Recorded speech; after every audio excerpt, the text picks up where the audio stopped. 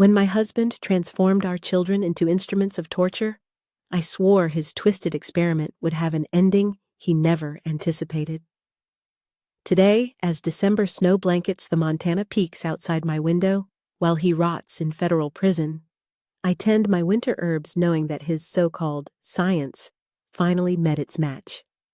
You see, nobody crosses a mother and walks away unscathed, especially when that mother knows which plants heal and which can paralyze a grown man for exactly 12 hours. The fear still lives in my bones some nights, creeping up my spine like ice water, when I remember the sound of his footsteps approaching the laboratory door. Even now, 47 years later, I sometimes wake in a cold sweat, my heart hammering against my ribs, as phantom memories flood back the clinical whir of his recording equipment, the metallic taste of terror in my mouth, the helpless knowledge that my own children would soon be forced to hurt me while he documented every scream. But those nightmares fade quickly, now replaced by the sweet satisfaction of knowing that the predator became the prey, that justice wore my face on the night I turned his own methods against him with surgical precision. What sustains me through the darkest memories is knowing that my son, Owen, my brilliant, courageous Owen, had been fighting back in ways I never suspected, preparing for the moment when we could finally strike together. Good evening, dear souls who've stumbled upon my story. I'm Edith Mae McCullough. I reclaimed my maiden name after that monster's conviction.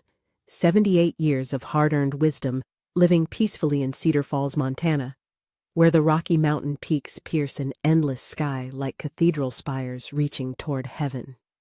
To neighbors passing my little blue cottage with its white picket fence, I'm simply the herb lady, the grandmother who grows remedies for everything from sleepless nights to arthritic joints, who bakes apple pies for church socials and tells children stories about brave mountain folk.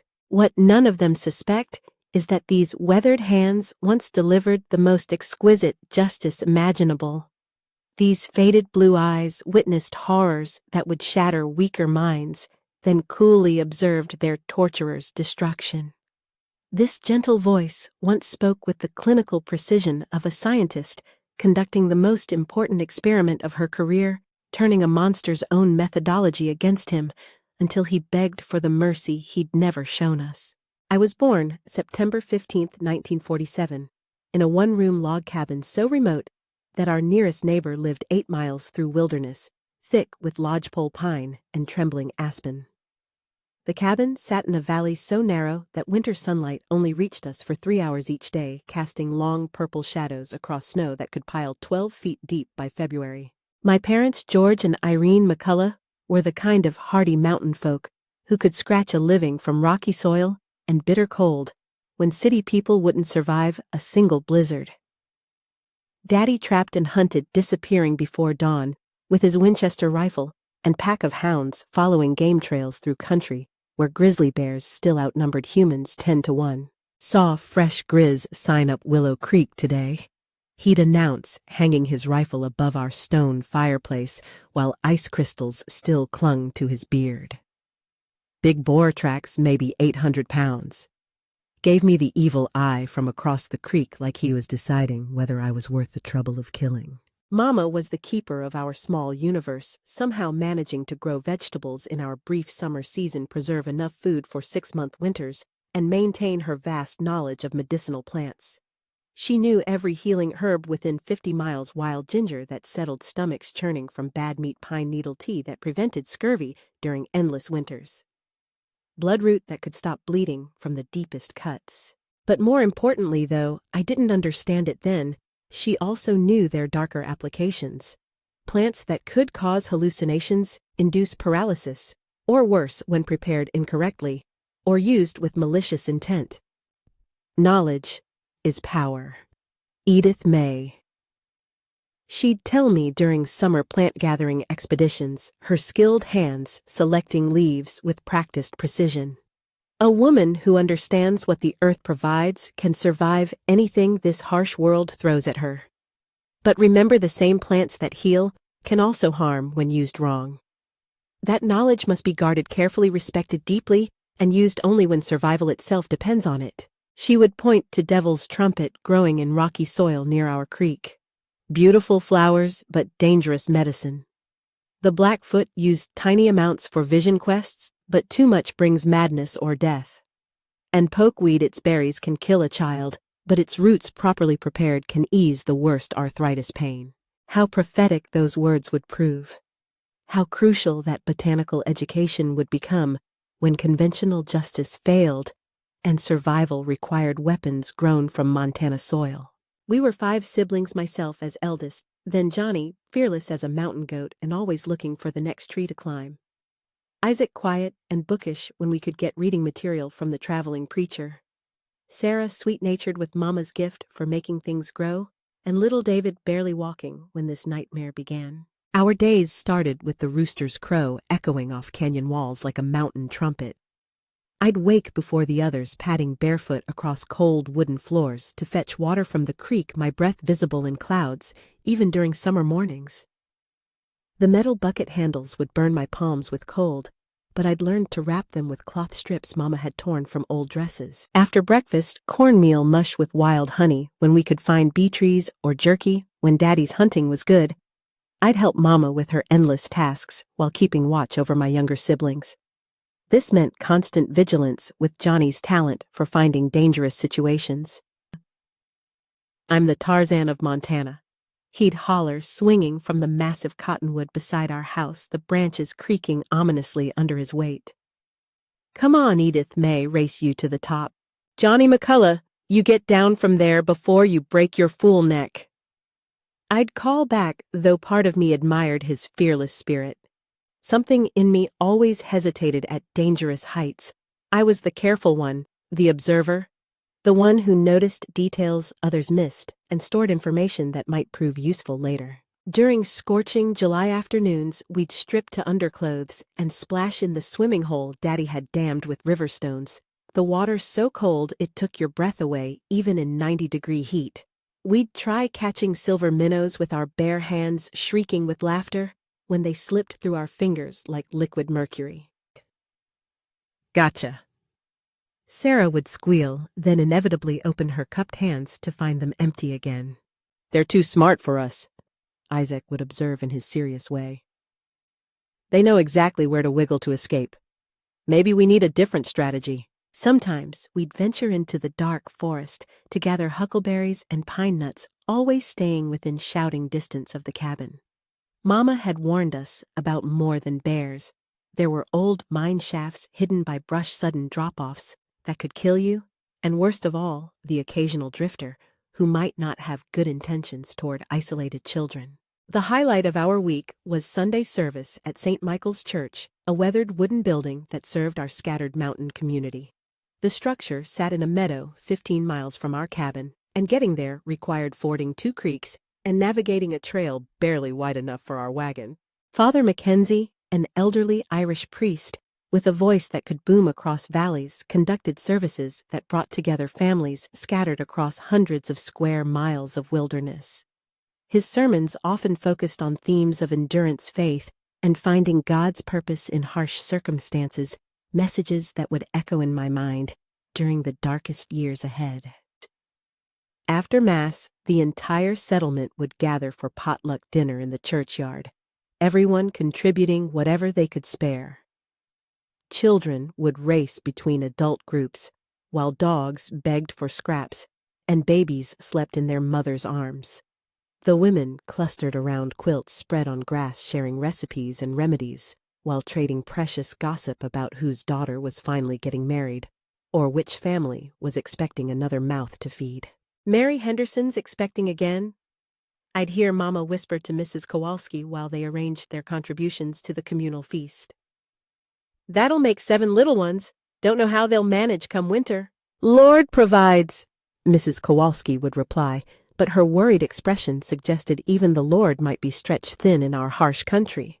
The men gathered around horseshoe pits or checker games, discussing weather patterns, hunting prospects, and the eternal challenge of keeping families fed through Montana winters. Their conversations carried the practical wisdom of men who lived by their hands and wits, who understood that one mistake could mean death for entire families. It was at one of these Sunday gatherings during the summer of 1959, when I was 12, that I first encountered the serpent who would slither into our lives with such devastating effect. Dr. Everett Maxwell arrived in our isolated community like some exotic predator blown off course by mountain winds. He wore a pressed suit, despite the heat-round spectacles that caught sunlight like insect eyes, and carried a leather satchel filled with notebooks and strange scientific instruments. Most unsettling was his confident bearing, the way he moved through our simple gathering, like someone accustomed to being the most important person in any room. The adults whispered that he was a professor from back east, some kind of scientist studying medicinal plants. In our remote corner of Montana, where most folks had never traveled farther than the county seat, a genuine academic was as fascinating and unsettling as a circus performer. I was helping Mama serve fresh cornbread when he approached our family's contribution to the potluck. Our eyes met across the makeshift serving table, and something cold crawled up my spine, a primitive warning that I was too young to understand, but old enough to feel in my bones. He smiled at me, but it wasn't the warm expression other adults offered children. There was something evaluating in his scrutiny, measuring as if he were examining me like one of his botanical specimens, and finding me interesting for reasons that made my stomach clench with undefined dread. "What a robust, healthy young lady," he commented to Daddy, his voice carrying the authority of education and social position. "Excellent physical development for her age. She must have superior genetic heritage to thrive in these challenging conditions." Daddy practically glowed with pride at such praise from an educated gentleman. "Edith May's always been strong as a mountain pony," he agreed enthusiastically. "Takes after her mama's people, hardy stock built for this high country life. Ain't many girls her age could handle the work she does." What none of us recognized was that Dr. Maxwell wasn't making casual conversation. He was conducting an initial assessment like a scientist evaluating promising laboratory material. Those weren't compliments, they were clinical observations, the first notes in what would become a 15-year research project with me as the unwilling subject. "I'd be fascinated to learn more about your family's traditional practices." Dr. Maxwell continued adjusting his spectacles with a gesture I'd later learned to associate with predatory interest. "Perhaps I could visit your homestead sometime. I'm particularly interested in documenting indigenous knowledge before it's lost to modernization." "You'd be welcome anytime, Dr. Maxwell," Mama said, blushing at attention from such an obviously educated man. "Though I don't know what interest our simple ways could hold for someone like you." "You'd be amazed," he replied, and something in his tone made ice form in my belly despite the summer heat. From that Sunday forward, Dr. Maxwell became a regular presence in our lives. He'd arrive bearing small gifts that seemed impossibly luxurious to our mountain family. Perfumed soap that smelled like flowers we'd never seen, fishing hooks sharper than anything available locally, stick candy that tasted like exotic fruits from distant lands. He claimed deep interest in Mama's herbal knowledge, spending hours asking detailed questions while filling page after page in his leather-bound notebooks. To Mama's simple mountain wisdom, he brought scientific vocabulary that transformed her traditional remedies into something that sounded important and sophisticated. "Your wife possesses remarkable indigenous pharmacological knowledge," he told Daddy one crisp October evening, his breath visible in cooling air. "Universities would be astounded by her understanding of regional botanical applications. She's conducting research that academic laboratories are only beginning to attempt." Mama blushed like a schoolgirl at such fancy praise. In her practical world, she was simply doing what her own mother had taught her, using what the land provided to keep her family healthy. She had no idea her healing wisdom was being documented for purposes beyond her imagination. But while Dr. Maxwell questioned Mama about medicinal preparations and chatted with Daddy about hunting and weather patterns, I noticed his attention repeatedly drifting to me. When I helped grind medicine roots with Mama's stone mortar, his pale eyes tracked my movements with scientific precision. When I carried water buckets or swept our wooden porch, I'd catch him watching with that same analytical expression he wore when examining plant samples. My siblings adored our sophisticated visitor. Johnny peppered him with questions about cities he'd seen hanging on every word about electric streetlights and buildings taller than the tallest pine. "Is it true that people in Denver have light that comes on just by touching a switch?" Johnny asked, with wide eyes. "And water that comes from pipes instead of wells?" "Indeed," Dr. Maxwell replied, with patient amusement. "Modern cities have conveniences that would seem magical to mountain folk.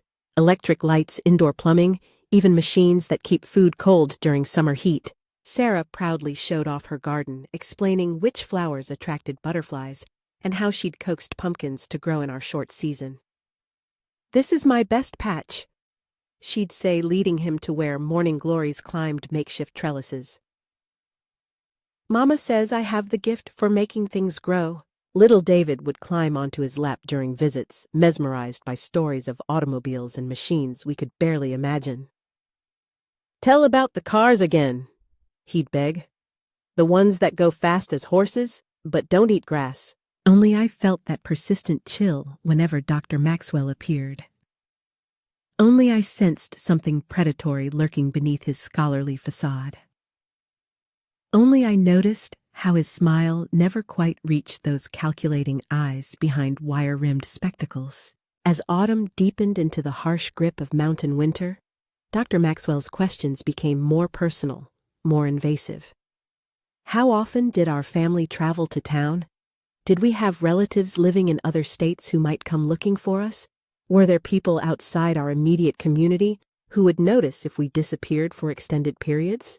Just documenting the social isolation that characterizes remote communities, he explained when Daddy wondered about such detailed inquiries. Understanding how geographical barriers affect family structures and community networks, looking back with bitter hindsight, I recognize these as predatory reconnaissance mapping our vulnerabilities, identifying our isolation, determining exactly how invisible we were to the larger world. The clearest warning came during a February blizzard so severe it trapped us in our cabin for 3 weeks. When the storm finally broke, Dr. Maxwell appeared at our door carrying supplies that must have cost him considerable effort and expense to transport through chest-deep snow. "Couldn't let my favorite research subjects go without proper provisions," he said, unloading canned goods and warm clothing. "Besides, I have some exciting news to share." That evening, as wind howled around our cabin and snow piled against our windows like frozen waves, Dr. Maxwell made the announcement that would change everything. I've been thinking about young Edith May's future." He began settling into Daddy's chair beside our stone fireplace. "A girl with her obvious intelligence deserves educational opportunities that simply aren't available in these remote mountains." My parents looked up from their evening tasks, Mama mending clothes, Daddy carving wooden spoons by lamplight, with sudden attention, hope flickering in their eyes at the possibility of advantages they'd never dreamed of providing. "What exactly are you suggesting?" Daddy asked carefully. "I've arranged a place for her at a prestigious school in Denver," Dr. Maxwell replied smoothly. "An excellent institution that prepares young ladies for careers in nursing or medicine. Imagine the life she could build helping people earning good wages living in the modern world instead of struggling for subsistence in these unforgiving mountains." Mama's eyes filled with tears that caught firelight like tiny flames. "It sounds wonderful, but we couldn't afford such a thing. We barely managed to feed ourselves most winters. The expense would be entirely my responsibility," Dr. Maxwell assured her.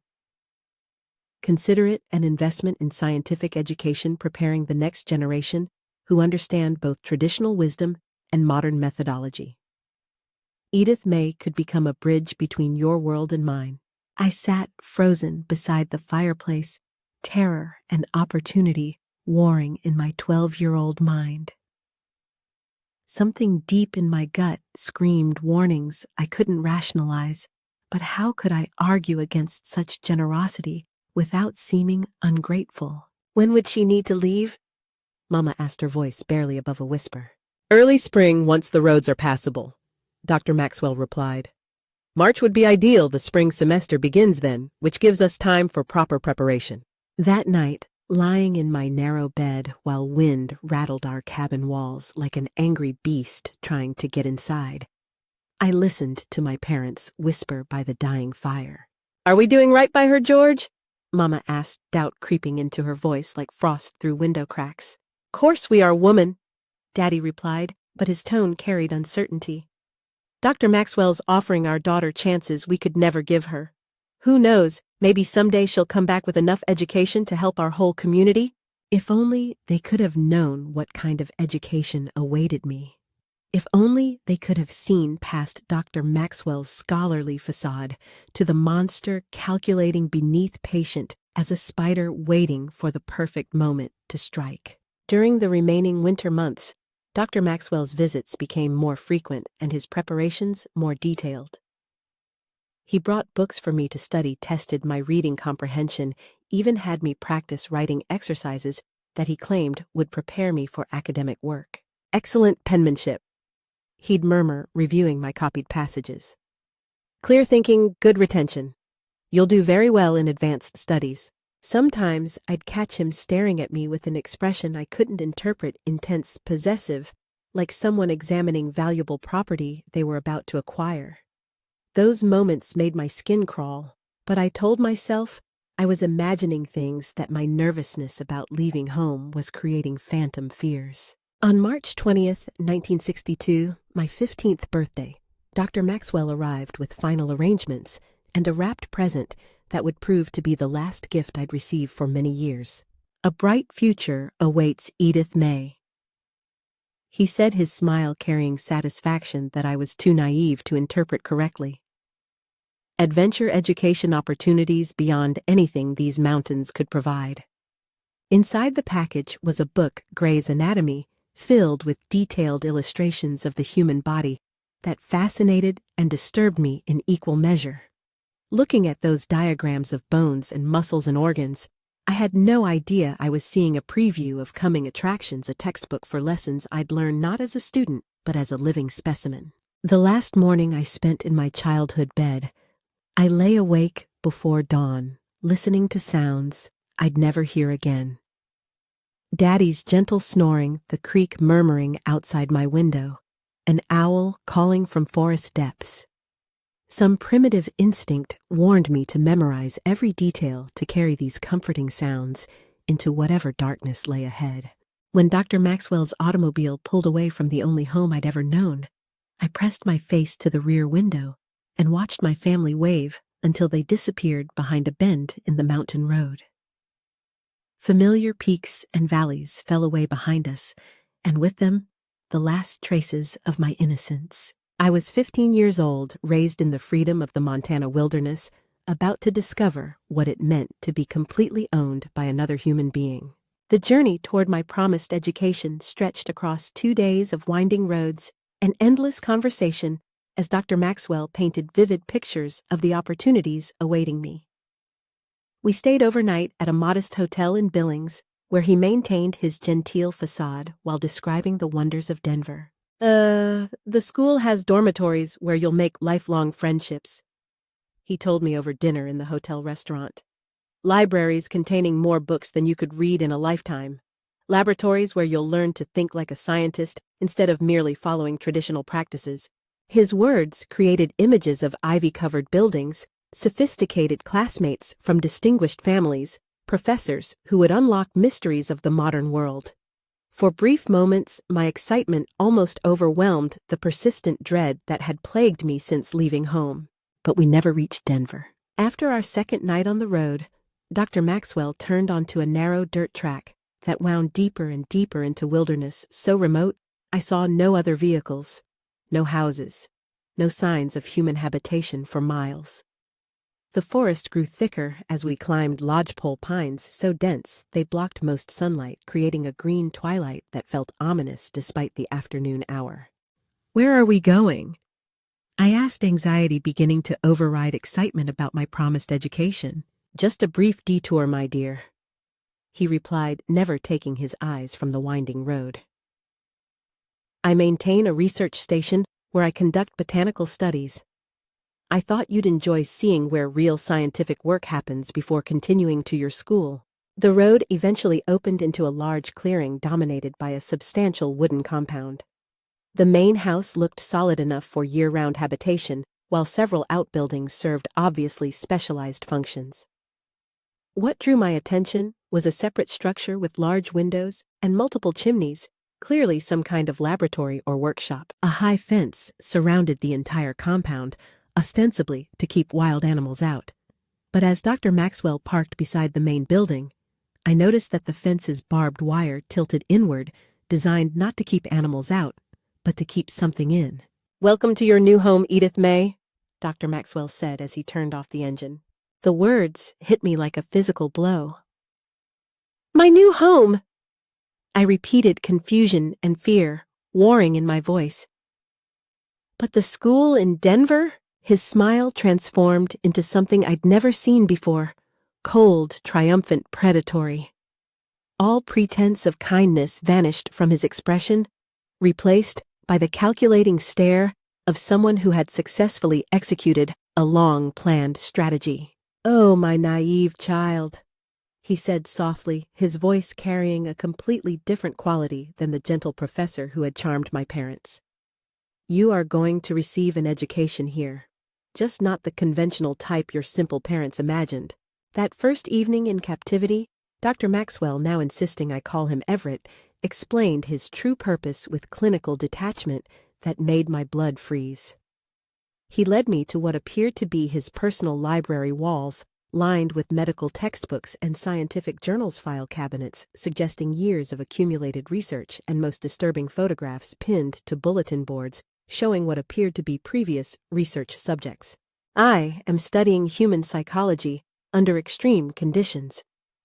He began settling into a leather chair while gesturing for me to sit across from him. My former colleagues at Cornell University lacked vision to appreciate truly innovative methodology. They were content with theoretical models and second-hand case studies. I stared at him from across the room, my 15-year-old mind struggling to process the transformation from kind professor to something whose eyes held no warmth, no recognition of my humanity. "But real scientific breakthroughs require direct observation under controlled conditions," he continued. "I intend to document psychological responses to systematic stress in ways no researcher has ever attempted."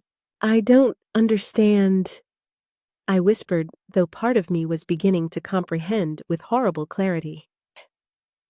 "You, my dear Edith May, represent the perfect research subject," he replied, adjusting his spectacles with obvious satisfaction. "Young, healthy, intelligent, and most importantly, completely isolated from outside interference. Your family believes you're safely enrolled in school hundreds of miles away. No one will come looking for you. No one will question your absence." The word subject struck me like a slap. Not student, not protege. Subject, something to be studied rather than someone to be educated. "My parents, the promises you made," I began desperately. "I promised them you would receive an education." He interrupted with cold precision. "And you will. You'll learn about human endurance limits, psychological adaptation mechanisms, the fascinating ways consciousness responds to controlled trauma. Most people never have the opportunity to contribute to such groundbreaking research." He showed me the living quarters, where I'd be confined a small room with a narrow bed, basic furnishings, and no windows. "Comfortable enough for your needs," he explained matter-of-factly. "The lack of external visual stimuli will help focus your attention on internal psychological processes." The room had been prepared specifically for captivity. The door locked from outside only. Electrical outlets had been removed. Even the light fixture was recessed and covered with unbreakable material. "But surely you can't just keep me here," I protested, desperation making my voice crack. "People will notice. My parents will expect letters." "Your parents will receive regular correspondence," Everett replied smoothly, producing several envelopes already prepared in handwriting that looked remarkably like mine. "They'll learn about your academic progress, your new friends, your excitement about city life. You've always been an excellent student with beautiful penmanship. I've simply taken the liberty of continuing your education in letter writing." The forged letters were masterfully crafted, containing enough authentic details about my personality and interests to convince my parents that I was thriving in my new environment. Everett had studied me with scientific thoroughness, understanding my voice well enough to counterfeit it convincingly. In those first weeks, he did provide conventional education alongside his more sinister purposes: mathematics, history, literature, basic sciences, knowledge. I absorbed hungrily, still clinging to desperate hope that this arrangement was somehow legitimate. "Your intellectual capacity exceeds rural educational standards significantly," Everett noted during one lesson. "Under proper guidance, you demonstrate remarkable analytical ability. This validates my selection criteria perfectly." But alongside academic instruction came darker education. Everett began documenting my responses to various stressors with scientific methodology that was simultaneously impressive and terrifying. Sleep deprivation studies, where he'd wake me at unpredictable intervals, measuring cognitive decline and physiological stress responses.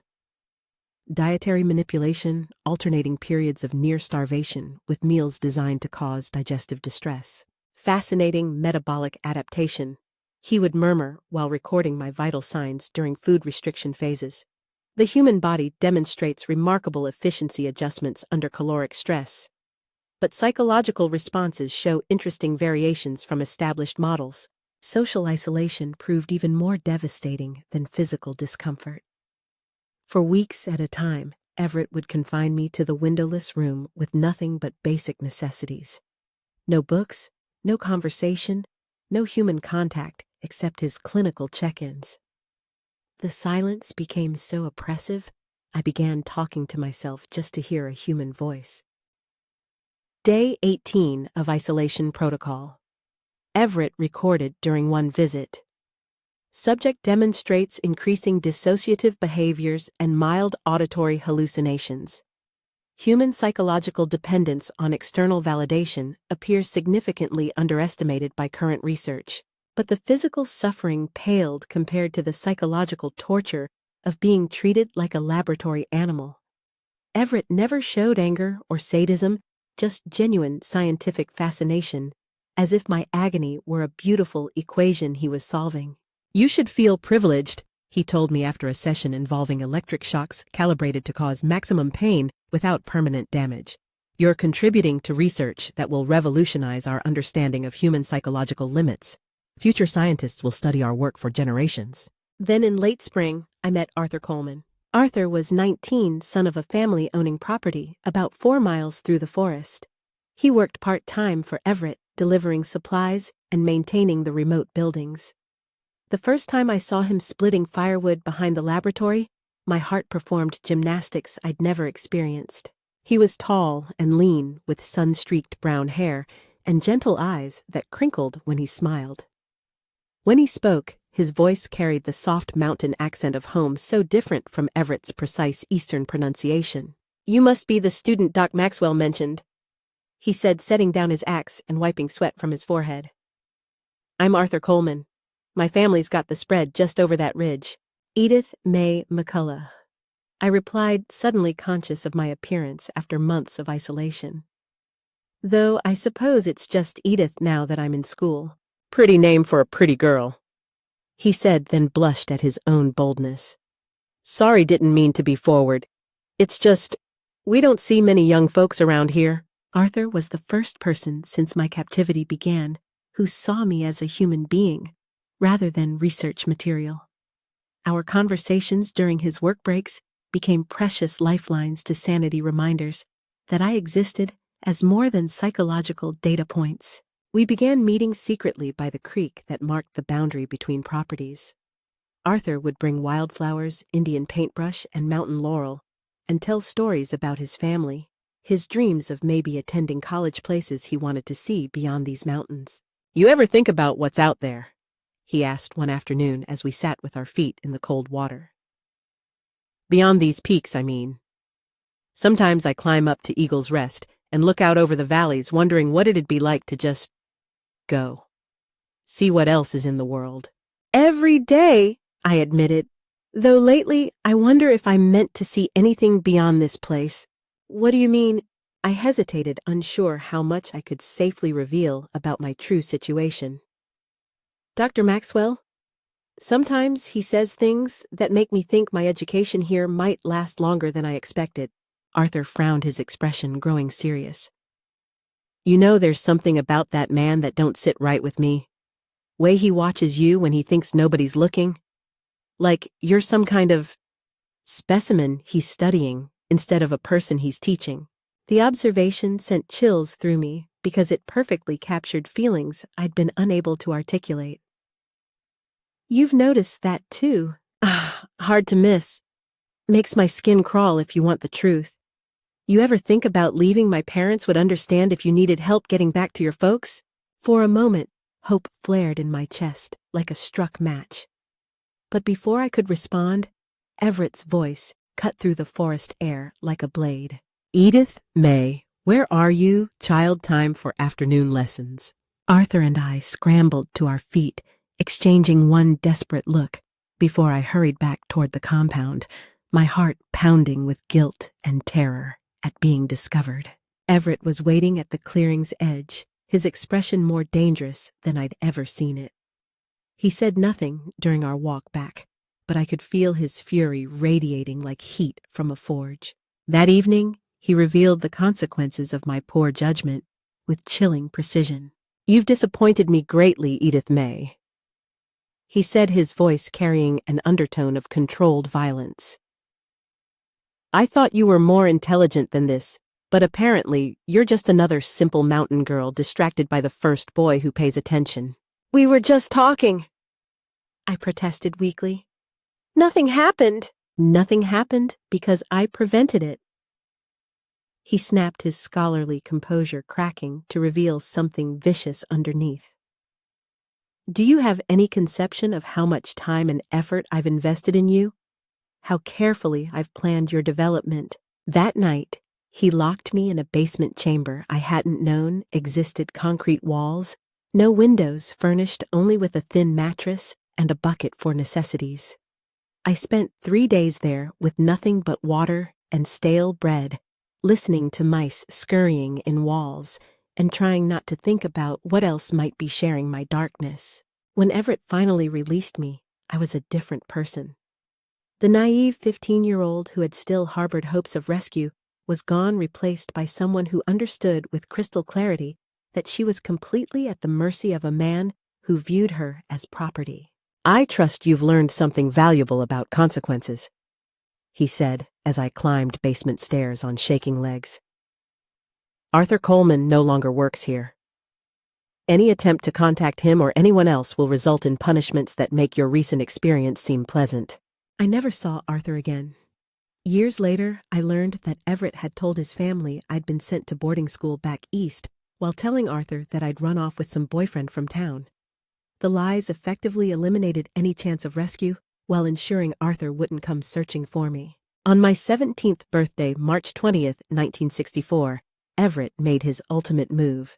We'll be married next month, he announced during breakfast, his tone as casual as discussing weather. I've prepared the necessary legal documents. Your parents have given written consent. The toast in my mouth turned to sawdust. Married? Of course. You're of legal age now, and it's time to formalize our arrangement. Marriage will provide proper legal framework for our continued research while protecting both our interests. I seriously doubted my parents had consented to anything of the sort, but I had no way to verify or contest his claim. I was completely cut off from the outside world, dependent on Everett for everything from food to basic human contact. The wedding took place in the compound's main room, officiated by a justice of the peace whom Everett had obviously coerced or bribed into making the journey. I wore a simple white dress he'd purchased and spoke required words in a voice barely above a whisper. You may kiss the bride, the justice announced uncomfortably clearly, sensing something wrong with the entire situation. When Everett's lips touched mine, I felt like I was being kissed by something dead cold, lifeless, claiming ownership rather than expressing affection. Mrs. Edith Maxwell. That's who I became on April 18, 1964, at age 17, legal property of a man who had never seen me as anything more than research material. Marriage marked the end of any pretense about my purpose in his isolated compound. The morning after our wedding, Everett showed me the room that would define the next 15 years of my existence. This is where we'll conduct our primary research," he said, opening a door I'd been forbidden to enter previously. What lay beyond was clearly designed as a medical examination room, crossed with something from a nightmare, a single chair in the center, surrounded by wheeled carts loaded with instruments I couldn't identify, but instinctively feared. Cameras and recording equipment lined the walls like electronic eyes, while a desk in one corner held neat stacks of black notebooks, each labeled with dates and coded references that suggested years of accumulated documentation. "What kind of research?" I asked, though dread was already answering the question. "Psychological resilience under controlled traumatic conditions," he replied with enthusiastic precision. "Current research is severely limited by ethical constraints and legal restrictions. Researchers can only study trauma after the fact, interviewing subjects already damaged by uncontrolled circumstances." He gestured toward the central chair with obvious pride. "I intend to document the process as it happens, controlling every variable for scientifically valid results. Everything will be meticulously recorded: physiological responses, psychological reactions, adaptation patterns over extended time periods." "You mean—" I couldn't finish the sentence. "I mean you'll help me understand how the human mind responds to systematic stress," he said calmly. "Think of the contribution you'll make to psychological science. Future researchers will study our work for generations." The first session was deceptively mild. Everett had me sit in the chair, not yet restrained, not yet terrified, while he took baseline measurements. Blood pressure, pulse rate, breathing patterns, skin temperature. He asked questions about my childhood, family, fears, and dreams, all while writing in one of his black notebooks. "Fascinating baseline readings," he murmured to his recording equipment. "Subject demonstrates elevated stress indicators despite benign conditions suggesting heightened threat awareness, possibly attributable to environmental uncertainty and social isolation." I was no longer Edith May or even Edith.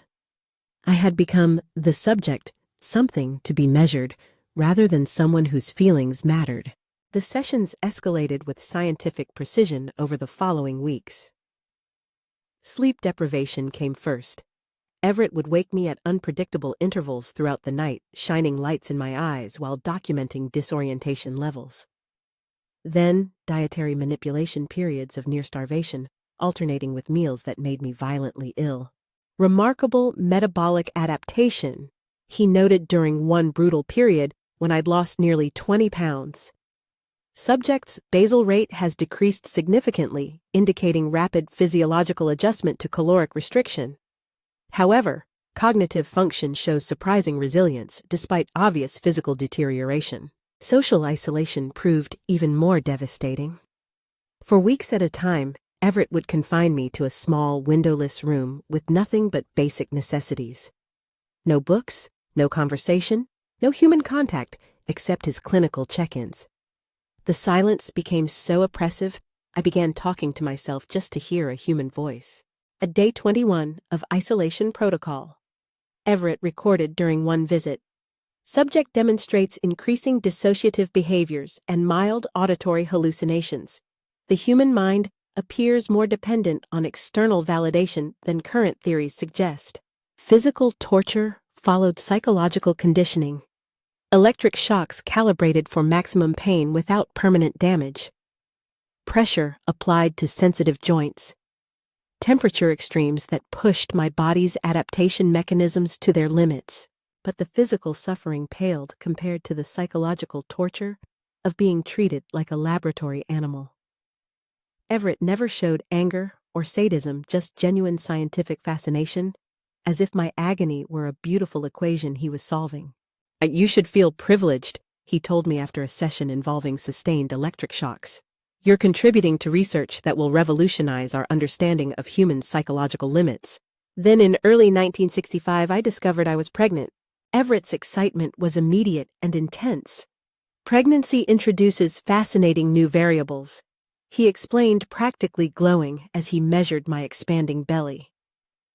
We can study maternal stress effects on fetal development, observe how protective instincts modify psychological responses. My son Owen was born September 12, 1965, after 22 hours of labor that Everett documented like a clinical procedure. He refused pain medication because he wanted to observe my natural responses to extreme physical stress. When I finally held Owen, tiny, perfect, beautiful, I felt something I thought Everett's torture had destroyed: pure love. For the first time in over 3 years, I had something he couldn't measure or quantify. Interesting maternal bonding response, he noted, watching me cradle my baby. Subject's stress indicators have decreased dramatically despite physical discomfort. The attachment provides significant psychological protection, but my joy was short-lived. Within days, Everett began incorporating Owen into his experiments, using my love as a weapon against my sanity.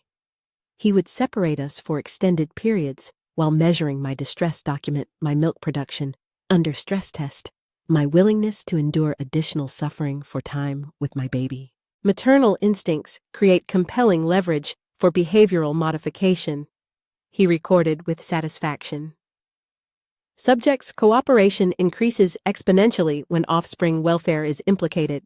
Over 6 years, I gave birth to 3 more children: Zelda in 1967, Jeremy in 1969, and Catherine in 1971.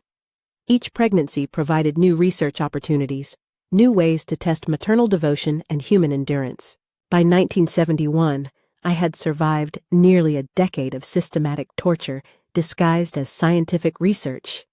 Yet somehow, I not only endured, I began to adapt, to grow stronger, rather than surrender to madness. Subject continues demonstrating remarkable psychological plasticity, Everett wrote after particularly brutal sessions. Traditional models would predict complete breakdown, yet adaptive mechanisms appear to be strengthening.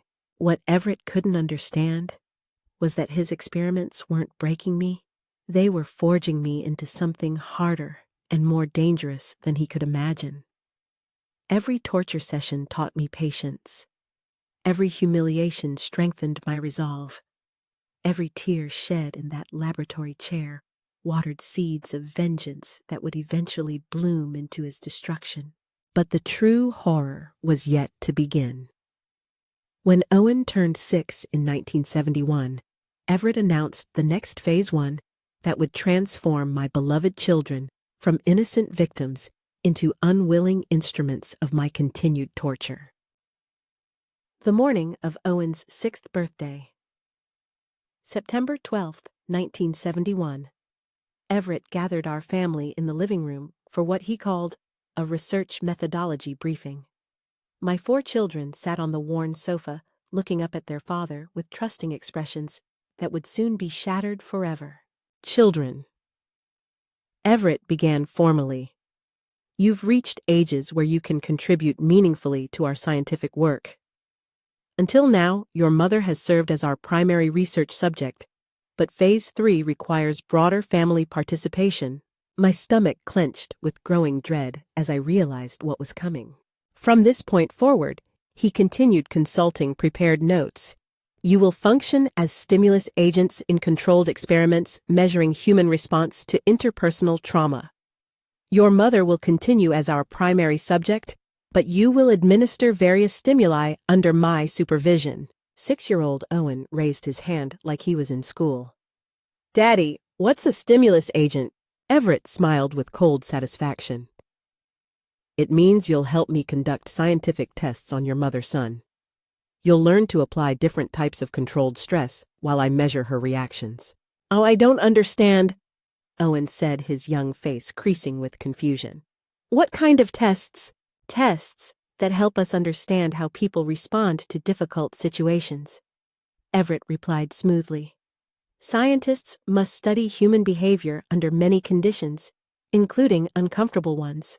4-year-old Zelda, already possessing her father's analytical mind, cut directly to the crucial question, will it hurt Mommy? Learning sometimes involves discomfort. Everett acknowledged without shame.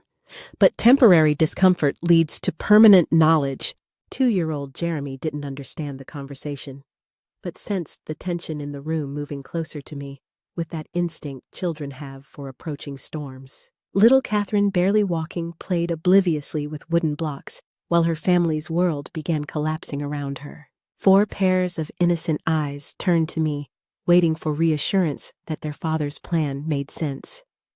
I looked at my beautiful children and felt my heart shatter into pieces so small they could never be fully repaired. Fuzz, children. I said carefully, sometimes grown-ups have to do things that seem strange. But no matter what happens, remember that Mommy loves you more than all the stars in the sky. The first training session took place in the laboratory I knew intimately. Everett seated me in the familiar chair while Owen stood uncertainly beside an instrument cart, his small hands trembling. Today we'll start with basic pain response measurement, Everett explained to my 6-year-old son. I want you to pinch your mother's arm right here and hold the pressure for 10 seconds while I record her physiological responses. Owen looked from his father to me, confusion and distress warring across his features. I don't want to hurt Mommy, he whispered. Scientists must sometimes perform uncomfortable actions to discover important truths, Everett replied firmly. And if you can't follow instructions properly, I'll need to demonstrate on you so you understand the correct pressure. The threat was unmistakable. Owen could either hurt me or Everett would hurt him. My 6-year-old son was being forced to choose between his mother's suffering and his own safety. It's okay, sweetheart, I said steadily. Mommy understands you have to do what Daddy says. Owen's small fingers closed around my arm, applying pressure that felt more like a gentle squeeze.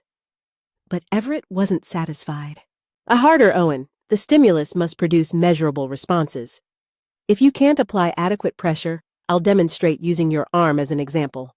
With tears streaming down his cheeks, my little boy squeezed harder, his face contorting with the effort of forcing himself to cause me pain. When the timer chimed, Owen immediately released my arm and buried his face against my shoulder. I'm sorry, Mommy, he sobbed.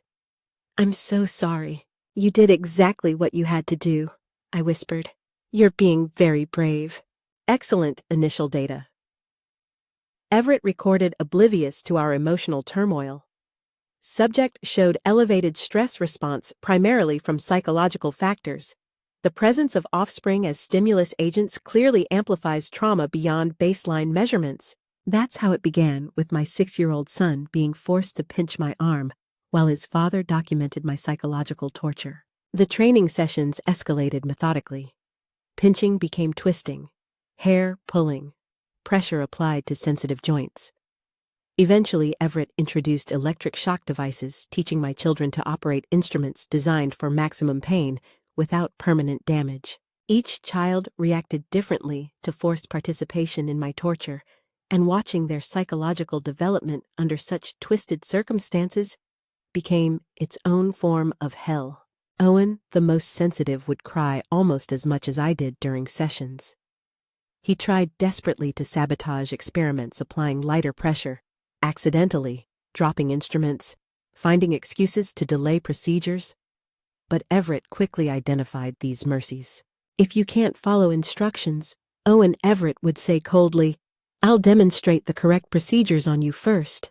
Faced with such threats, Owen learned to comply, but the psychological cost was devastating. I watched him become hollow-eyed, flinching from physical contact, waking screaming from nightmares where he begged forgiveness for crimes he'd been forced to commit. I hate myself, he whispered to me one night after a particularly brutal session. I hate that I hurt you. I hate that I'm too scared to stop. You're not hurting me, I replied firmly. Your father is hurting both of us. You're just trying to survive, and that's exactly what you should do. Zelda developed clinical detachment that mirrored her father's scientific attitude as protection against emotional devastation. She would administer stimuli with robotic precision, showing no emotion during sessions, while saving her grief for solitary crying spells that I sometimes heard through thin walls. Zelda demonstrates remarkable emotional regulation, Everett noted with satisfaction. She's learning to separate scientific necessity from personal feelings crucial for serious research. But I knew better. Late at night, I would find her drawing pictures, crude sketches of stick figures in obvious distress images that revealed the psychological trauma she was burying beneath clinical facade. "Why do you draw sad pictures?" I asked her gently one evening. "They're not sad," she replied matter-of-factly. "They're scientific observations. Daddy says scientists must record everything they see." Even her art had become infected by Everett's twisted methodology. Jeremy, barely 3 when experiments began, alternated between explosive resistance and terrified compliance. He would refuse until Everett threatened punishment, then carry out instructions with surprising viciousness before collapsing into sobbing apologies. "I hate you," he would scream at me during sessions, small fists striking with startling force. "I hate you. I hate you."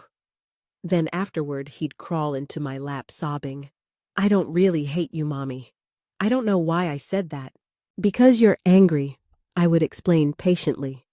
"And that's normal. But you're angry at the situation, not at me." Little Catherine was initially too young to participate, but Everett planned her inclusion as soon as she could follow simple instructions. "Early conditioning produces the most natural integration," he explained with clinical enthusiasm. Catherine may provide valuable data about childhood training effects on empathetic responses. The psychological torture of watching my children forced into complicity was infinitely worse than any physical pain Everett had inflicted.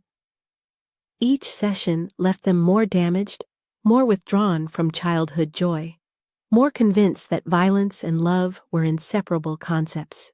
But perhaps the cruelest twist was their gradual adaptation over months and years. They began normalizing abnormal behavior, accepting systematic cruelty as routine family activity, viewing human suffering as scientific data rather than personal tragedy. Fascinating adaptation patterns in secondary subjects, Everett recorded with pleasure. Initial distress responses are decreasing markedly. This demonstrates remarkable human adaptability under extreme pressure. What he called adaptation, I recognized as slow murder of my children's souls. They were learning that love and violence could coexist, that causing pain to loved ones was acceptable when authority demanded it, that human worth was measured by utility to others rather than inherent dignity. Sometimes I caught glimpses of something even more terrifying. Moments when Owen seemed to derive twisted power from his tormentor role instances, when Zelda applied stimuli with unnecessary force. Times when Jeremy's compliance carried hints of genuine aggression rather than mere fear-driven obedience. One conversation I overheard through the basement vents during one of my punishment periods revealed how deeply corruption had spread through my children's developing psyches. "Do you think Mommy really likes the experiments?" 4-year-old Catherine asked innocently. "Of course not," Owen replied wearily, his voice carrying exhaustion no 8-year-old should possess. "But Daddy says it's for science. Sometimes I think she deserves it," Jeremy added quietly, and my heart nearly stopped at hearing such words from my 5-year-old son. "She must be doing something wrong, or Daddy wouldn't make us hurt her." "Don't say that," Zelda snapped with unusual emotion. "Mommy's not bad. The experiments are just what our family does. Like other families go to church or have picnics." The casual acceptance in their voices discussing my torture as normal family activity made me realize how little time remained before their psychological development was permanently warped beyond any possibility of healing. But their conversation also revealed something else. They were talking to each other about their situation, which meant some part of their humanity remained intact beneath the conditioning. They were processing their experiences, questioning their reality, even if they lacked framework for understanding what was happening to them. That gave me hope. If they could still think independently, still question their circumstances, then perhaps they could also be taught to resist rather than comply. By 1977, when Owen was 12, I knew I was approaching a point of no return. My children were at ages where their understanding of right and wrong was being fundamentally shaped by daily participation in systematic cruelty. Soon, their moral development would be so distorted that even rescue might not save them from becoming monsters themselves. But escape had failed twice before, once during my second year of captivity. Once, after Jeremy's birth, and Everett's security had grown sophisticated. More importantly, I'd learned that running wouldn't solve the fundamental problem. Even if we fled successfully, what evidence did we have? Everett would claim we were unstable, that I'd manufactured false memories due to psychological breakdown. No escape wasn't enough. I needed irrefutable proof of his crimes, documentation that would convince authorities despite Everett's credentials and reputation. And I needed something more, something ensuring Everett Maxwell could never hurt another human being again. That's when I began formulating a plan using his own methods against him. A plan that would transform the researcher into the researched, the torturer into the tormented, the scientist into the subject of his own experimental methodology. But first, I had a more pressing concern. During particularly brutal sessions, I'd begun noticing something that gave me hope. My children occasionally showed signs of psychological resistance that their father either missed or misinterpreted as random behavioral variation. Owen would hesitate before following instructions, searching my face for some signal I couldn't safely give. Zelda's clinical facade would crack, momentarily revealing genuine anguish before professional detachment reasserted itself. Jeremy would look at me with flashes of genuine sympathy, even as he carried out assigned tasks. Their humanity hadn't been completely destroyed. Not yet. The breakthrough came during a session in autumn 1977, when Everett instructed 12-year-old Owen to increase electric shock intensity beyond anything we'd used before. I watched my son's face as he realized what his father was demanding, saw the moment when his conscience warred with his terror of punishment. The shock device in Owen's hands was calibrated for adult tolerance levels. Using it on the settings Everett demanded would cause excruciating pain without permanent physical damage, the perfect torture instrument from a scientific perspective, but absolute agony for the subject. "I won't do it," Owen said quietly, his voice steady despite trembling hands. "I won't hurt my mother anymore." Everett's expression darkened dangerously. "You'll follow instructions exactly, or you'll take her place while your siblings practice on you." Owen looked directly at me, and I saw something I'd thought was lost forever. Moral courage that had once made him climb the tallest trees fearless and determined, now channeled into protection rather than adventure. "Maybe it should be me in that chair," he said with heartbreaking bravery. "Maybe I deserve it more than she does." It was simultaneously devastating and hopeful, my son choosing sacrifice over participation in my torture. His conscience had survived systematic conditioning, emerging stronger than fear of personal consequences. "No, sweetheart," I said firmly, knowing Everett would carry through on his threats. "You do what your father says. But remember, what happens here isn't normal, and someday it's going to end." The last phrase carried weight that Owen understood immediately. Not just empty comfort, but promise. Commitment. A mother's vow that this nightmare wouldn't continue forever.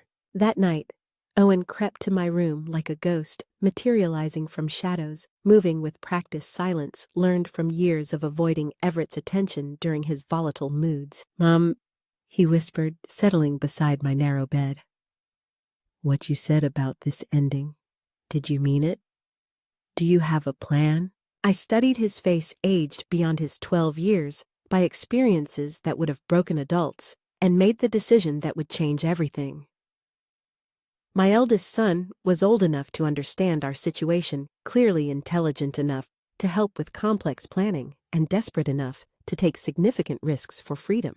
"Yes," I replied simply, "but I'm going to need your help."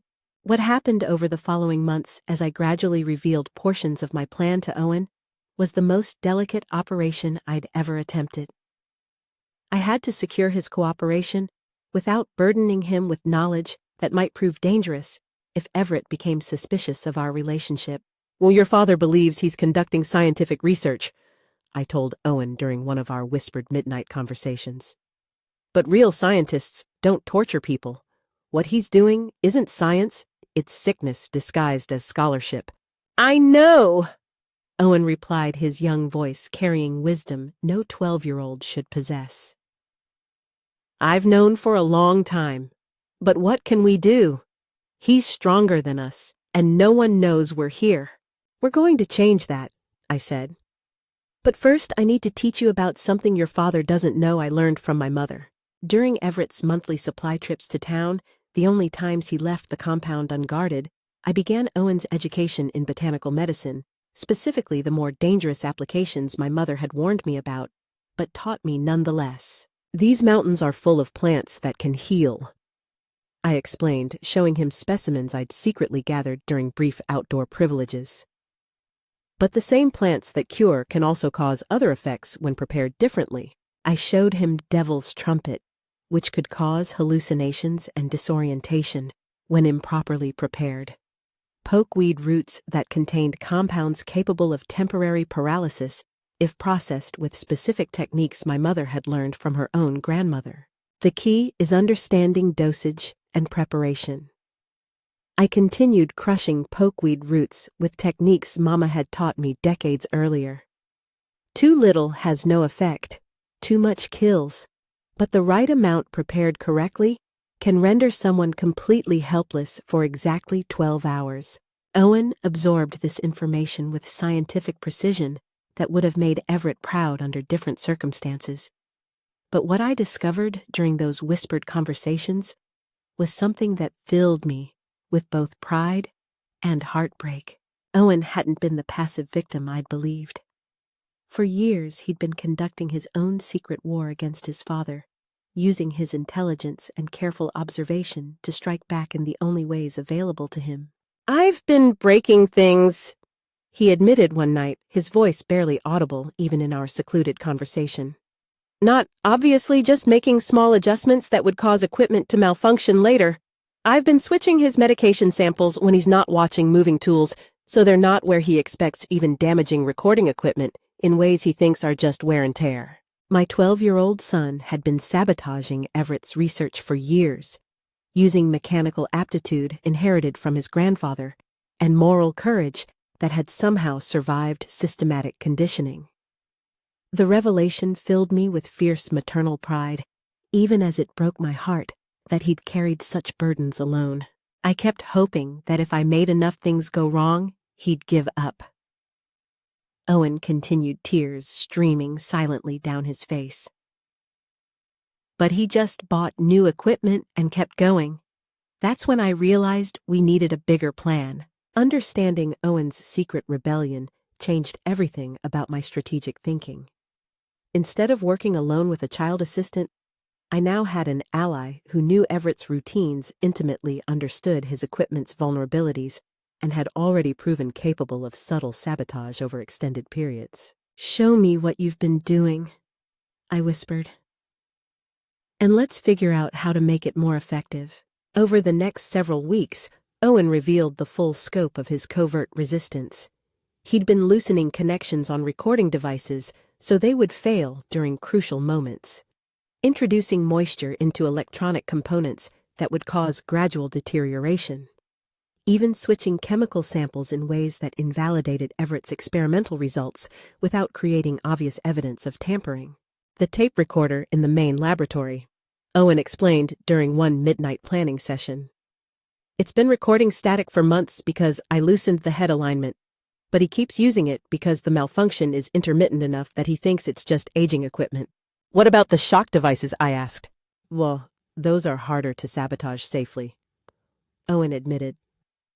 "But I've been switching the calibration settings when I can. Some of the readings he thinks are measuring your pain response are actually measuring equipment malfunction." My son had been protecting me in ways I'd never suspected, using his forced participation in torture sessions as opportunities for sabotage rather than mere compliance. The knowledge transformed my understanding of our situation completely. Together, we began developing more sophisticated resistance strategies. Owen would create detailed maps of Everett's daily routines, identifying vulnerability windows when sabotage could occur safely. I taught him advanced botanical preparation techniques, showing him how to process various plants for different effects. But our most important discovery was the existence of a radio communication system that Everett kept for emergency contact with the outside world. Owen had observed him using it during severe weather events, confirming that outside communication was possible if we could access the equipment safely.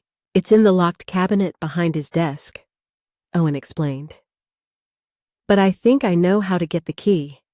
He hides it in his desk drawer, but the drawer lock is simple enough that I might be able to pick it." "Oh, where did you learn lockpicking?" I asked, surprised by yet another skill my son had somehow acquired. From watching him," Owen replied with bitter humor. "When you're forced to observe someone for hours every day, you learn all their habits, including how they open locks when they think nobody's paying attention." By spring 1978, we had developed a comprehensive plan that utilized both botanical sabotage and mechanical interference to create the perfect opportunity for escape and justice. But we needed the right circumstances, a time when Everett would be vulnerable, when weather conditions would provide cover, and when we could implement our strategy without endangering my younger children. The plan was elegant in its simplicity, using Everett's own scientific methodology against him. We would paralyze him during a time when outside help couldn't reach us, quickly document his crimes using his own recording equipment, and then contact authorities with evidence that would be impossible to dismiss or discredit. But first, we needed to address the psychological welfare of Zelda, Jeremy, and Catherine, who remained unaware of our planning and continued to participate in daily torture sessions with increasing psychological damage. The most delicate aspect of our planning involved gradually preparing my younger children for the dramatic changes that would occur when we finally struck against Everett. I couldn't reveal specific details without risking exposure, but I could begin psychological conditioning that would help them understand and adapt when the moment came. Zelda, now 11 and possessing analytical abilities that rivaled her father's, proved both the easiest and most challenging to approach. Her clinical detachment served as psychological armor, but it also made emotional connection difficult. "Zelda," I said during one of our rare private moments, "what do you think about the experiments we do as a family?" She looked at me with those serious eyes that held too much knowledge for someone so young. "They're necessary for scientific advancement," she replied in words that echoed Everett's teachings. "Daddy says we're contributing to important research." "But how do they make you feel?" I pressed gently. For a moment, her composed facade cracked, revealing genuine anguish underneath. "I don't like hurting you," she whispered. "But feelings aren't supposed to matter in science. Data is what matters." "What if I told you that good science considers feelings as important data?" I asked carefully. "What if scientists who ignore emotional information are actually conducting bad research?" This concept clearly challenged everything Everett had taught her, creating cognitive dissonance that I could see her struggling to resolve. "But Daddy says emotions make research invalid. Some researchers believe that," I acknowledged. "But others think understanding emotions is crucial for understanding human beings. Maybe there are different kinds of science, and your father only knows one kind." Over several such conversations, I gradually introduced the concept that Everett's methodology might be flawed, that other approaches to knowledge existed, and that her emotional responses were valid data points rather than scientific weaknesses. Jeremy, at 9, required a completely different approach. His alternating aggression and remorse suggested deep psychological conflict that could either be channeled productively or explode destructively. I needed to help him understand that his anger was justified while directing it toward appropriate targets. "Jeremy," I said after a session where he'd been particularly violent, "you seem angry during experiments. Can you tell me what you're angry about?" "I'm angry at you," he shouted, then immediately burst into tears. But I don't know why I don't want to be angry at you. Maybe you're not angry at me, I suggested gently. Maybe you're angry about the situation, and I'm just the only person you're allowed to express anger toward. This concept seemed to resonate with him. You mean, I'm angry at Daddy, but I'm not supposed to be angry at Daddy.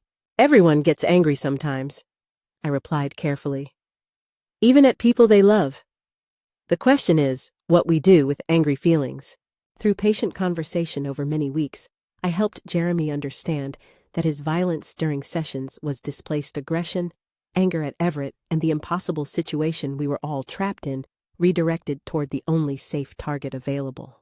Catherine, at 7, remained the most innocent and therefore both the most vulnerable and most adaptable. I focused on building her sense of self-worth, independent of Everett's approval, teaching her that her value didn't depend on performing tasks for others. Catherine. I would tell her during bedtime stories, you're precious and valuable just because you exist. Not because of anything you do or don't do. Just because you're you. These simple affirmations seemed insignificant, but they provided psychological foundation that would prove crucial when her understanding of family dynamics was suddenly shattered. Meanwhile, Owen and I continued developing our botanical arsenal and mechanical sabotage capabilities. During Everett's April supply trip, we managed to gather and process enough paralysis compound for multiple applications, hiding the finished product in locations throughout the compound where discovery was unlikely. We need redundancy, Owen observed with tactical thinking impressive in a 13-year-old. If he finds one cache, we need backup supplies. We also prepared documentation that would support our eventual testimony. Using Everett's own notebooks, Owen helped me create detailed records of torture sessions, including dates, procedures, and psychological impacts on all family members.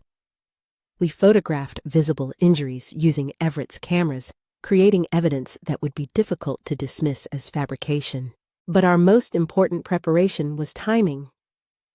We needed the perfect opportunity, a period when Everett would be isolated with us for an extended time, when outside weather conditions would prevent immediate rescue attempts, and when we could implement our plan with minimal risk to the younger children. That opportunity came with the weather forecast for November 1979. Meteorologists predicted a massive blizzard system that would isolate the compound for potentially a full week. Everett was excited about conducting extended research sessions while completely cut off from external interference. He had no idea we'd been preparing for exactly such circumstances. During the weeks leading up to the predicted storm, Owen and I made final preparations. We identified the optimal timing for introducing paralysis compound into Everett's coffee late enough in the day that we'd have several hours before anyone might expect contact early enough that we could implement our full plan before the compound wore off. Remember, I told Owen during our last planning session, once we start this, there's no turning back. If something goes wrong, your father will ensure we never get another chance. I understand, Owen replied with determination that reminded me of his grandfather facing Montana winters. But if we don't try now, we might never get another opportunity this good. The boy was right. Everything had aligned perfectly. Weather providing isolation, our preparations complete, and our psychological readiness at its peak. If we failed to act now, Everett's continued conditioning might eventually destroy what remained of my children's humanity. On November 20th, 1979, the blizzard warnings were upgraded to severe weather alerts predicting complete transportation shutdown across western Montana. Local authorities were advising all residents to prepare for extended isolation. Everett could barely contain his excitement at the prospect of uninterrupted research time. Perfect conditions for intensive study. He declared at breakfast reviewing his notes for planned experiments. No distractions, no interruptions, just pure scientific methodology. He had no idea that those same conditions would provide perfect cover for the most important experiment of his life, one where he would finally learn what it felt like to be completely helpless in someone else's hands. November 23, 1979, began like any other day in our private hell. The blizzard had been raging for 2 days, with snowfall so heavy that visibility was reduced to mere feet beyond our windows. Wind, howled around the compound with supernatural fury, and snow piled against the buildings in drifts that would soon reach the rooflines. Everett was in his element, isolated, powerful, completely in control of his laboratory environment. He woke us early for what he announced would be extended research sessions, taking advantage of our current meteorological isolation. Perfect conditions for intensive psychological study, he declared with satisfaction during breakfast. No external variables, no potential interruptions, just controlled scientific observation in its purest form. The morning session was particularly brutal. Everett had Owen administer electric shocks while Zelda measured my pulse rate. Jeremy held timing devices, and little Catherine, now 8 years old, operated the recording equipment. My children moved through their assigned tasks with the mechanical precision that years of conditioning had created, but I caught Owen's eye and saw the subtle nod that meant everything was ready. During lunch preparation, while Everett reviewed his morning notes in the laboratory, Owen and I implemented the first phase of our plan. The paralysis compound I'd prepared was odorless and tasteless, perfect for inclusion in Everett's afternoon coffee, which he consumed with religious regularity at exactly 2:30 each day. "How long before it takes effect?" Owen whispered as we watched the dark liquid swirl in his father's favorite mug, a ceramic cup decorated with Cornell University's logo that seemed to mock us with its academic respectability. 30 minutes to full paralysis," I replied, my heart hammering with nervous anticipation. "Then he'll be completely helpless for 12 hours, awake and aware, but unable to move or speak." At 2:30 precisely, Everett settled into his laboratory chair with his coffee and afternoon notes completely absorbed in analyzing data from the morning's torture session. Owen and I watched from the doorway as he consumed every drop, never suspecting that his carefully controlled environment was about to become his prison. "Subject shows increasing adaptation to stimulus applications," he murmured, writing in his notebook. "Psychological resilience appears to be strengthening rather than deteriorating under systematic stress. This contradicts established models." By 3:15, Everett was struggling to hold his pen steady, his handwriting becoming increasingly illegible. By 3:25, his speech was slurred and his movements uncoordinated. He looked up from his notes with growing alarm as motor control continued deteriorating. "What's happening?" he asked thickly, trying to stand but finding his legs unresponsive. At exactly 3:32, he collapsed forward onto his desk, conscious but completely paralyzed. His eyes were wide with rage and terror as he realized how completely the tables had turned. The hunter had become the hunted. Phase 2. I whispered to Owen, who immediately began implementing the equipment sabotage we'd planned so carefully. But this was when Owen revealed the full extent of his secret war against his father. As he moved through the laboratory disabling recording devices and collecting evidence, I realized that many of the malfunctions Everett had attributed to aging equipment over the past several years were actually Owen's handiwork. "I've been preparing for this night for years," Owen explained as he systematically destroyed data that could have been used to continue Everett's research. "Every time he forced me to hurt you, I made sure something else got broken. Every session where he made us into monsters, I fought back the only way I could." My brilliant, courageous son had been planning his own revolution, carefully sabotaging his father's work, while waiting for the moment when we could strike together. Recording equipment that had produced static during crucial sessions, measuring instruments that had given false readings, even chemical samples that had been switched to invalidate experimental results. This tape recorder, Owen indicated a device Everett had cursed repeatedly for its unreliability. "It's been recording nothing but static for 8 months because I loosened the head alignment mechanism. But I did it gradually, so he thought it was just normal wear." "What about the shock devices?" "I've been recalibrating them whenever possible," Owen replied with grim satisfaction. "Half the readings he thinks measure pain response are actually measuring equipment malfunction. You've been getting much lower voltages than he believes." My son had been protecting me in ways I'd never suspected, using his forced participation in torture sessions as opportunities for sabotage rather than mere compliance. The knowledge filled me with fierce pride and renewed determination to see justice done. With Everett paralyzed and his equipment neutralized, I called my other children into the laboratory for a family meeting, unlike any we'd ever held. Zelda, Jeremy, and Catherine stared at their motionless father with expressions ranging from confusion to dawning hope. "Your father can hear everything we say," I explained calmly, "but he can't move or speak for the next 12 hours. This gives us time to discuss some things that are long overdue." I began by explaining what real families were like, how parents were supposed to protect children, not force them to hurt each other. How love didn't involve systematic cruelty disguised as science.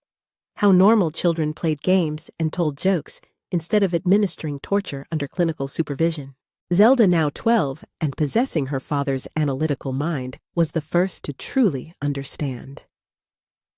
"Everything we've been doing is wrong, isn't it?" she asked quietly. "Hurting you following his instructions, it's not normal family behavior." "No, sweetheart," I replied gently. "It's not. Normal fathers don't turn children into instruments of torture." Jeremy, at 10, struggled with cognitive dissonance between his learned behaviors and emerging understanding. "But Daddy said it was for science," he protested, though uncertainty crept into his voice. "He said we were helping important research." "Your father is sick," I explained with patience, learned from years of psychological manipulation. "What he calls research is actually crime. What he calls science is actually torture. And what he's done to all of us is something no parent should ever do to their children." 8-year-old Catherine, who had lived her entire conscious life in this twisted environment, had the hardest time grasping concepts of normal family life. But she was also young enough to adapt quickly once shown healthier alternatives. "Other children don't hurt their mommies?" she asked with innocent confusion. "No, sweetheart," I replied, tears streaming down my face. "Other children play and laugh and feel safe with their families. They don't have to do painful things to people they love."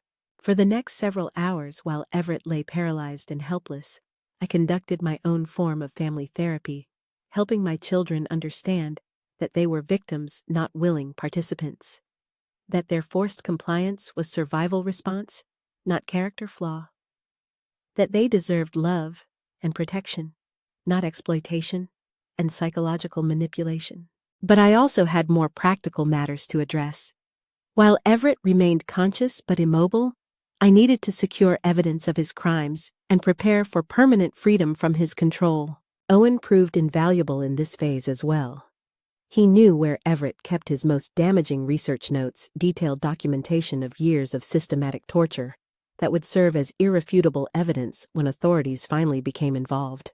"He keeps the worst files in the locked cabinet behind his desk," Owen explained, producing keys he'd somehow managed to copy months earlier through careful observation and mechanical ingenuity.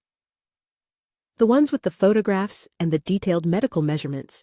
Together, we gathered 15 years of meticulously documented evidence, thousands of photographs showing systematic abuse over extended periods, medical records tracking physical and psychological deterioration, even audio recordings of sessions where children were forced to torture their mother while their father provided clinical commentary." "Look at this," Owen said, holding up a notebook filled with Everett's precise handwriting.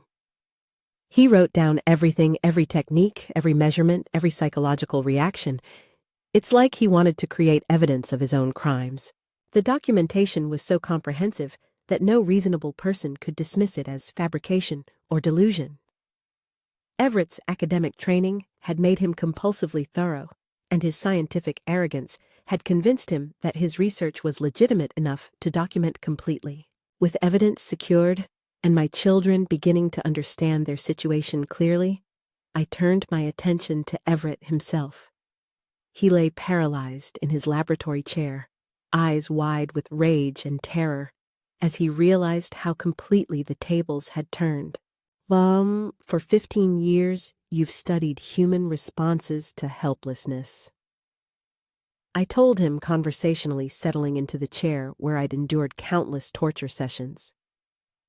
Now you're going to experience it firsthand.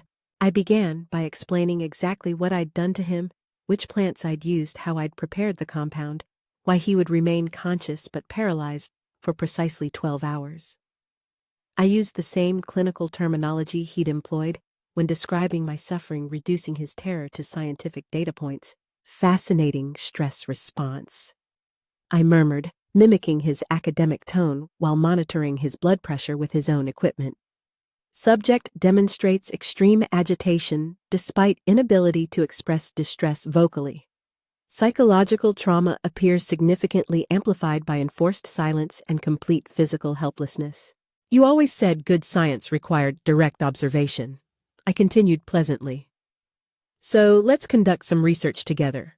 I'm going to document your psychological responses to systematic powerlessness using your own methodology. What followed was several hours of the most satisfying scientific observation I'd ever conducted.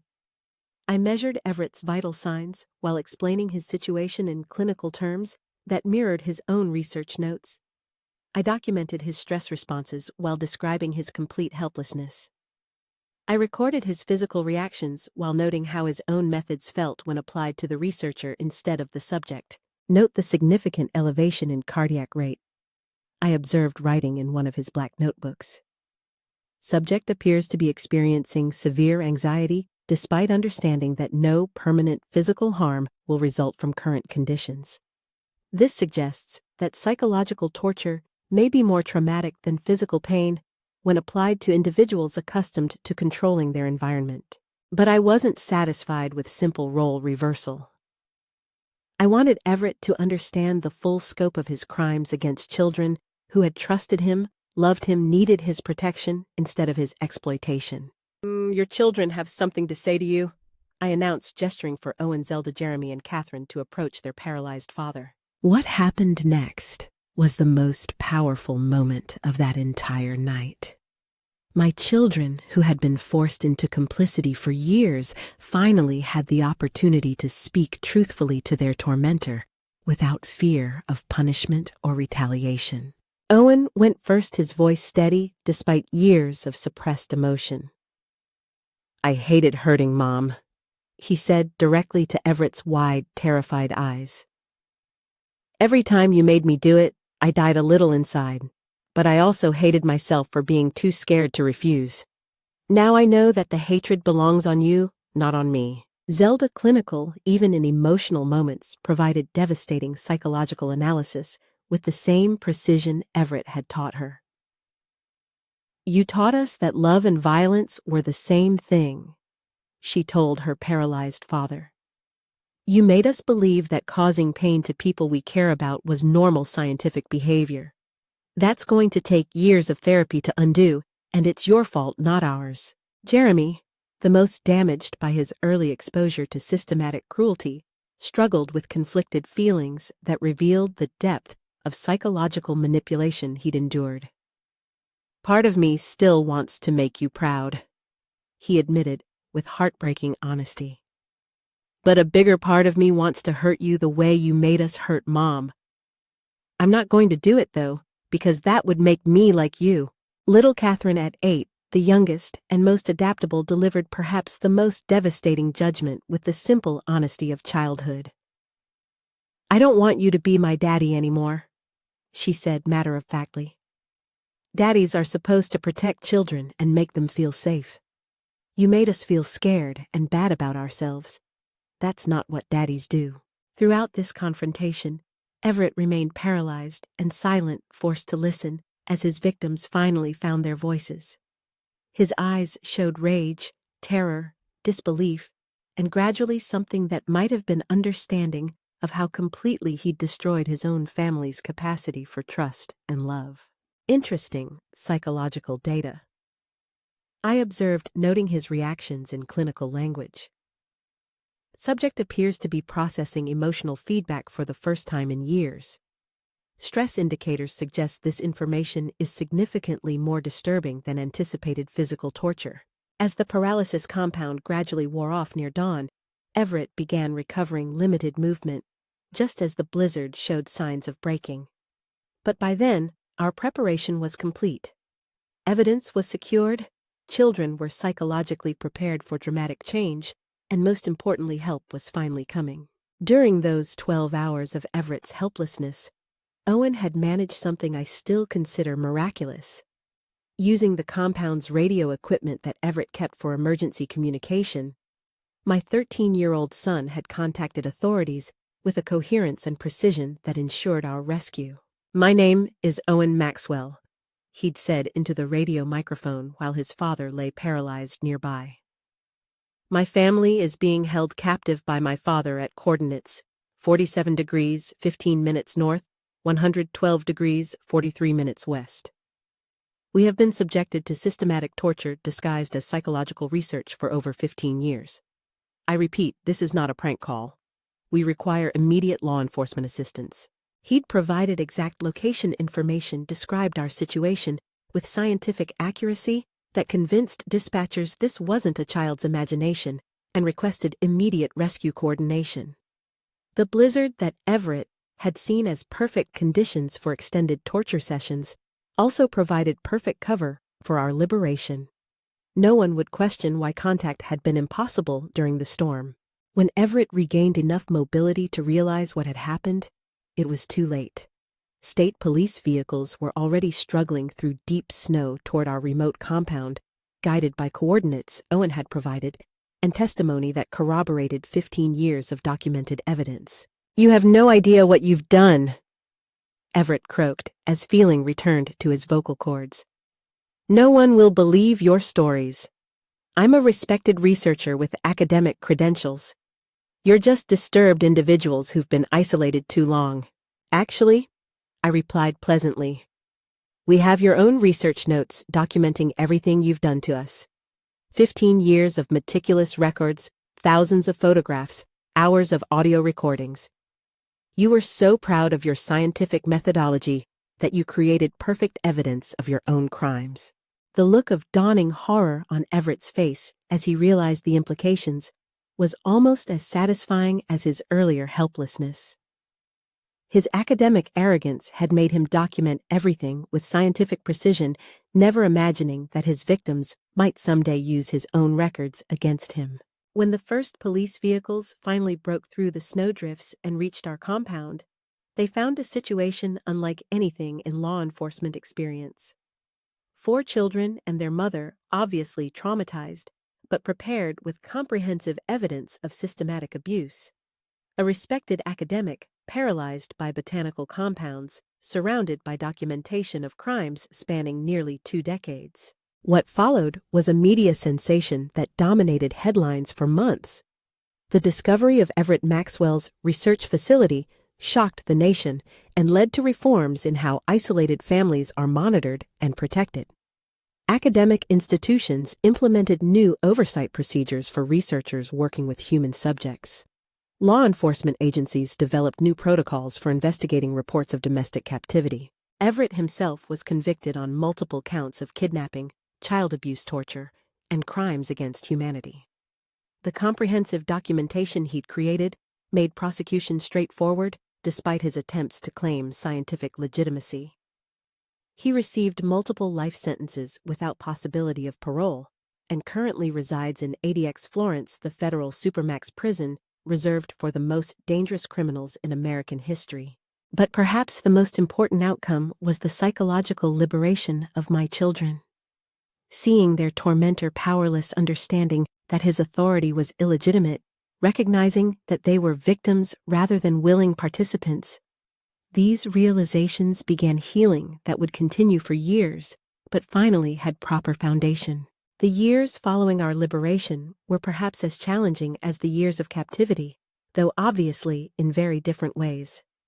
My children and I required extensive therapy to address psychological damage from 15 years of systematic abuse, but we also had something many trauma survivors lack: irrefutable validation that our experiences were real, documented, and recognized by society as horrific crimes rather than personal failures.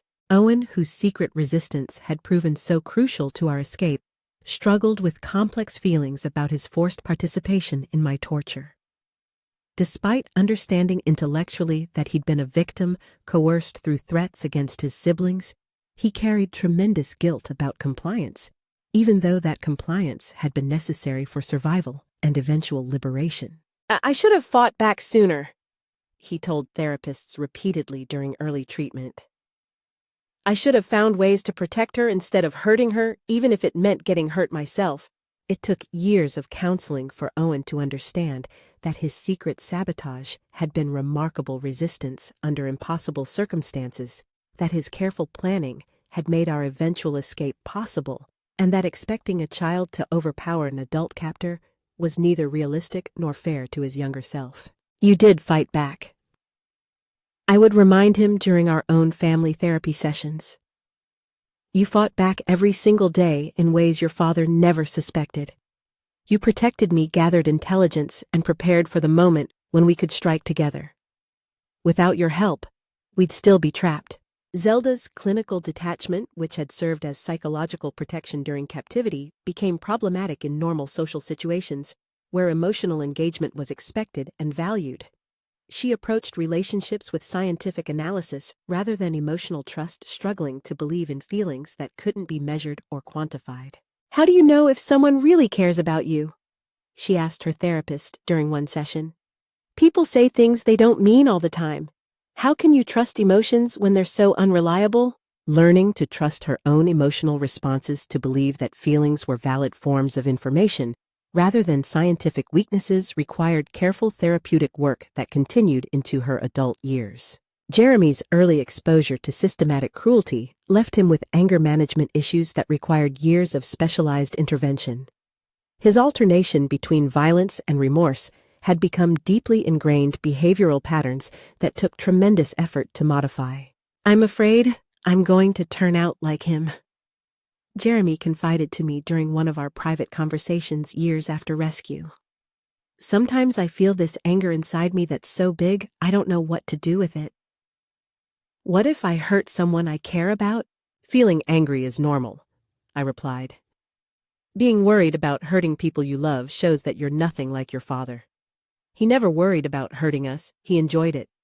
That's the difference between normal human emotion and the sickness that drove him. Catherine, being youngest during our captivity, proved most adaptable to normal family life once removed from Everett's influence. However, she required extensive education about appropriate boundaries and relationship dynamics, having never experienced healthy family interaction during her formative years.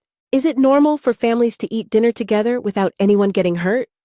She asked innocently during one of our early post-rescue meals. Such questions broke my heart while reminding me how completely Everett had distorted my children's understanding of normal human relationships.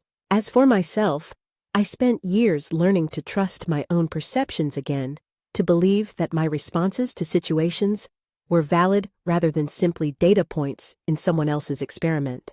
The hypervigilance that had helped me survive captivity became problematic in normal social environments where constant threat assessment wasn't necessary. But we healed.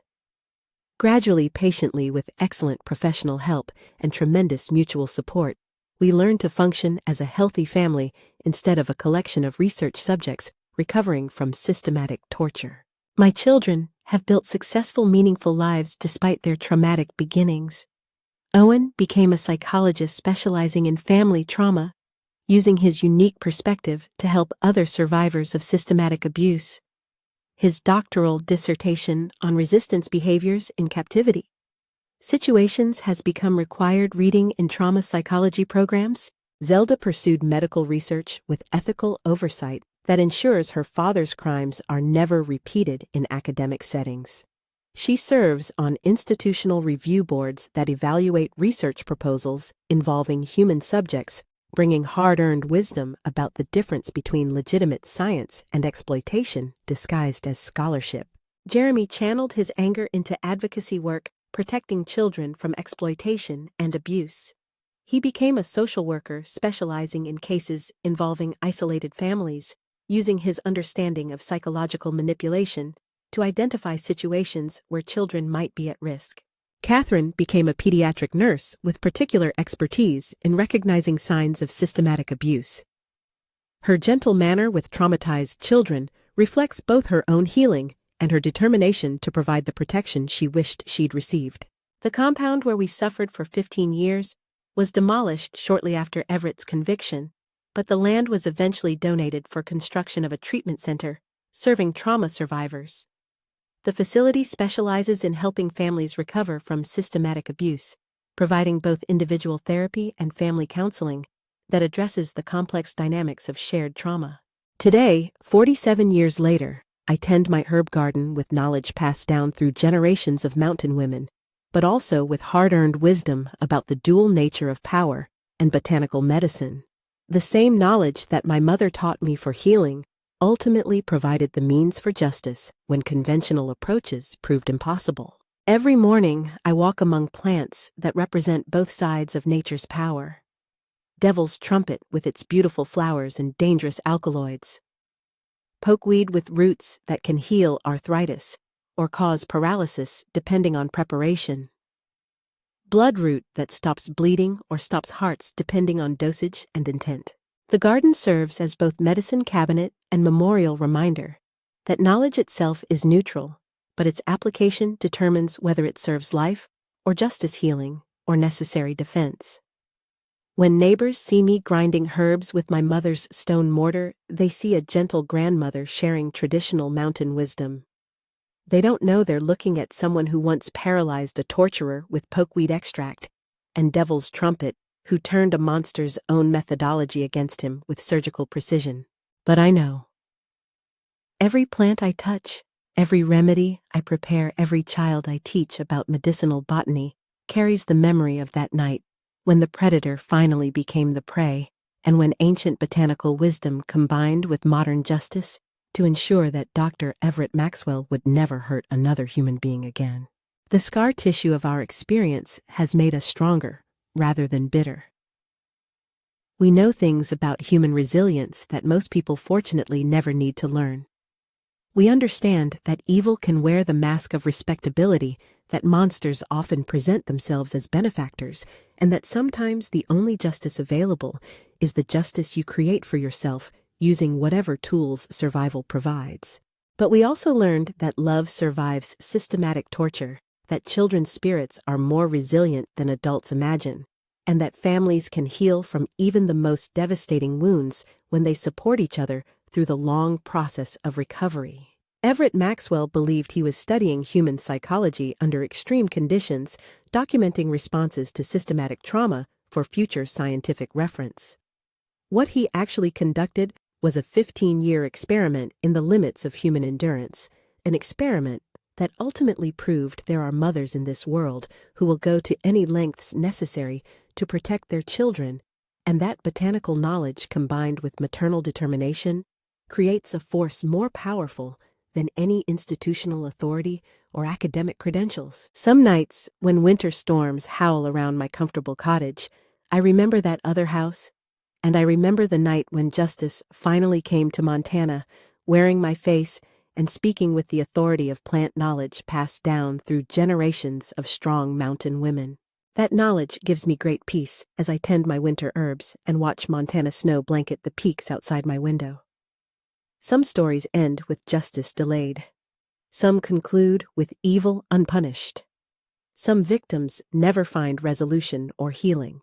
But this story, our story, ends with a mother's love triumphing over a monster's methodology, with botanical wisdom serving justice instead of submission, and with the certain knowledge that there are forces in this world more powerful than institutional authority or academic credentials. Sometimes the most important research is conducted by the subjects themselves, and sometimes the most significant scientific discoveries happen when the laboratory mouse finally turns on the scientist and demonstrates exactly what 15 years of systematic torture has created. In our case, that discovery proved to be the most educational experiment Dr. Everett Maxwell ever conducted, though I doubt he appreciated the lesson he learned about what happens when you mistake a mountain woman's endurance for weakness. Her silence for surrender, her love for her children, as something to exploit rather than respect. As we say here in the mountain country, poke the bear, get the claws. Dr. Maxwell got far more claws than he ever bargained for. And somewhere in his supermax cell, where he'll spend the rest of his days in isolation, that mirrors what he inflicted on us, I hope he sometimes remembers the night he learned that botanical knowledge, maternal love, and mountain justice make a combination more dangerous than any laboratory he ever imagined. The herbs in my garden grow strong in Montana soil, fed by snowmelt, and tended with knowledge that spans generations. Some heal, some harm. Some serve justice when survival demands it. All of them remember,